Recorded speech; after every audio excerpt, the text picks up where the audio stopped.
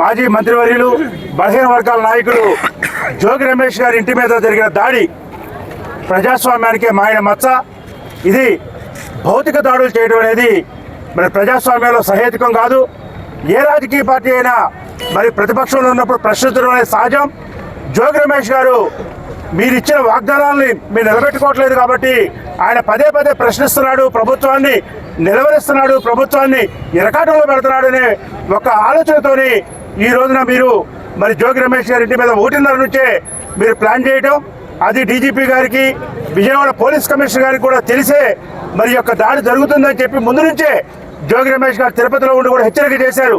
కుటుంబ సభ్యులందరూ కూడా మీరు ఇంట్లో ఉండొద్దు, మీరు అందరూ కూడా బయటకు వెళ్ళిపోండి, భౌతికంగా మనందరం కూడా నిర్మూలించడం కోసం మనందరినీ కూడా మరి హత్య చేయడం కోసమే కుట్రబన్నారు. తెలుగుదేశం కూటమి నాయకులు మొత్తం కూడా సామూహికంగా వేలాది మందితో వచ్చి మన ఇంటి మీద పడబోతూ ఉన్నారు కాబట్టి మీరు ఇంట్లో ఉండొద్దు అని చెప్పి ఆయన హెచ్చరిక చేసి వారి సతీమణి గారిని కానీ వారి అబ్బాయిని కానీ బయటికి పంపించడం జరిగింది. కానీ వారి నాన్నగారు మాత్రం మొండిగా ఇంట్లోనే ఉంటా, ఏం జరిగితే జరుగుద్ది అని చెప్పి ఆయన ఇంట్లో ఉన్నాడు. సుమారుగా మరి 1:30-2 జోగి రమేష్ గారు పోలీస్ కమిషనర్ గారికి, డీజీపీ గారికి అందరికీ కూడా చెప్పారు, లా అండ్ ఆర్డర్ వాళ్ళకి అందరికీ కూడా చెప్పారు మా ఇంటి మీద దాడి జరగబోతా ఉంది, కావాల్సిన సెక్యూరిటీని అరేంజ్ చేయండి అని. కానీ పోలీసులు మరి చేష్టలు చూస్తూ ఉన్నారు తప్ప వాళ్ళు ఎక్కడ కేవలం 6 మాత్రమే ఇక్కడ పోలీసులు పెట్టారు.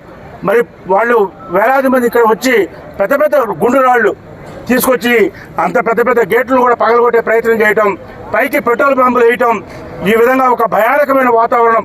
అంటే కుటుంబంలో ప్రతి ఒక్కరు కూడా భయపడాలి, వైఎస్ఆర్ కాంగ్రెస్ పార్టీలో ఉంటే మాకు చావే అన్నట్టుగా ఆ భయోత్పాతాన్ని కలిగించాలనే ఒక ఆలోచనతోనే నిన్న 8 గంటల పాటు అంబటి రాంబాబు గారి ఇంటి మీద కానీ వారి పార్టీ కార్యాలయం మీద కానీ అదే రకమైన వాతావరణం. అక్కడ కూడా వేలాది మంది పోలీసులు ఉన్నారు, వారి సమక్షంలోనే దాడులు జరుగుతూ ఉన్నాయి.